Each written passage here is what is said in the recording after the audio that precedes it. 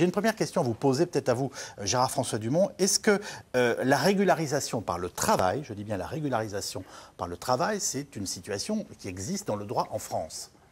Alors, ce qui existe dans le droit en France, c'est la possibilité de régulariser par le travail depuis seulement 2007. Donc c'est un phénomène extrêmement récent qui copie sur la pratique des autres pays européens. Parce qu'en Italie, en Espagne, depuis longtemps, tous les processus de régularisation ont été par le travail. Donc c'est l'employeur qui faisait la démarche de monter un dossier pour faire régulariser ses employés illégaux.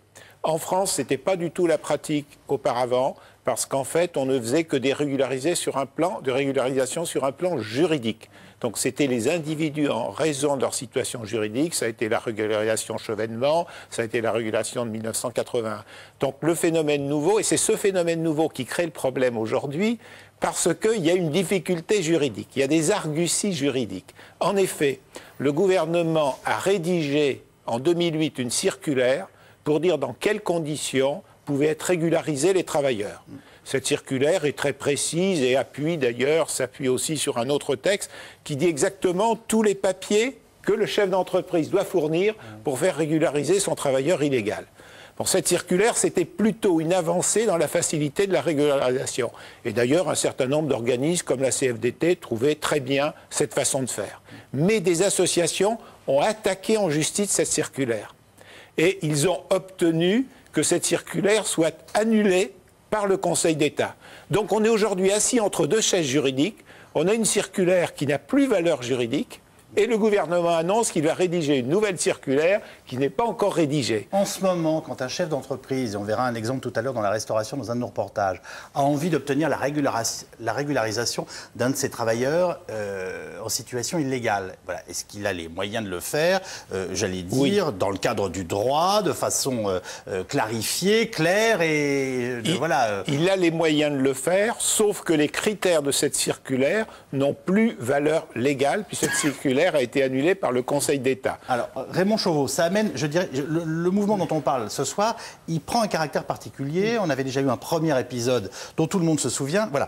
Qu'est-ce qui se passe en ce moment? Et s'il faut dire avec des mots simples, que demandent les travailleurs illégaux, mais qui veulent le devenir dans le mouvement que vous accompagnez? Travailleurs illégaux, d'abord travailleurs... C'est 5000 personnes aujourd'hui? Plus de 5000. Plus de 5000? Plus de 5000. Largement plus de 5000 personnes, et ce sont des travailleurs sans papier. Travailleurs illégaux, ils ne sont pas illégaux pour leur patron, ils ne sont pas illégaux pour les impôts, ils ne sont pas illégaux pour la sécurité sociale, enfin ils ne sont pas illégaux pour plein d'organismes, mais en tout cas pour les patrons, ça c'est clair. C'est tabou ce terme? Non, parce que ça... Vous le rejetez pas pour des raisons, j'allais dire idéologiques, vous le rejetez pour des raisons factuelles. Mais écoutez, clandestin, voilà, ça veut dire quoi? Clandestin, ça veut dire quoi? C'est des travailleurs qui sont au boulot, qui viennent au boulot comme tout à chacun, et qui sont là, qui sont connus de leur patron, qui sont connus de tout le monde. Mais voilà, il se trouve que justement leur statut qui est intéressant, c'est qu'ils revêtent... Pardon, on peut mettre au moins ces deux mots, c'est... travailleur et clandestin. Mais on comprend bien que quelqu'un qui demande à être régularisé, c'est qu'il ne souhaite pas rester. Attendez, le problème principal, c'est lequel? Le problème principal, c'est que ces travailleurs-là, enfin tout le monde sait dans la société, le patronat sait très bien dans la société, qu'effectivement, il y a des forces de travail disponibles. Il y a des forces de travail disponibles en nombre, du fait du jeu de la mondialisation, on va le dire comme ça, hein, pour faire carré. Et qu'à partir de ce moment-là, ces travailleurs disponibles, ils ont une particularité, une spécificité, c'est qu'ils sont sans droit.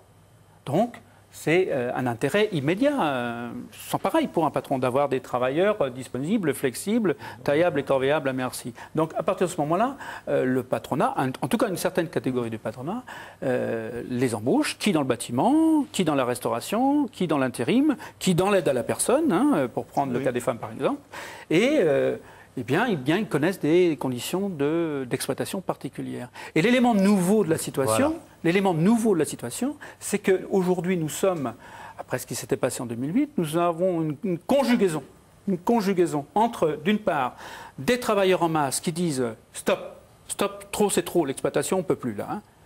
Vraiment, on a été au bout. » Et un mouvement syndical et en même temps associatif, qui disent, bon, bah écoutez, effectivement, vous êtes des travailleurs, nous, on va travailler à ce que vous puissiez être régularisés.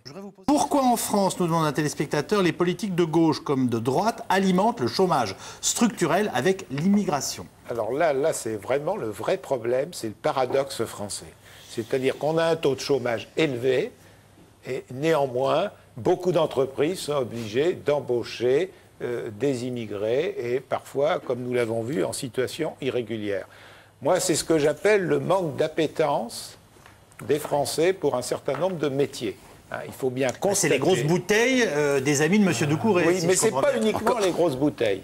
Il y a des métiers qui sont tout à fait nobles, qui sont bien rémunérés et malheureusement qui ne trouvent pas de personnes prêtes à s'y employer. C'est parce que justement on a une éducation française, je ne sais pas si elle est nationale ou non, et culturelle, qui donne une grande valeur au métier intellectuel et pas assez de valeur au travail manuel, comme si d'ailleurs le travail manuel ne supposait pas des compétences techniques qui ne font qu'évoluer.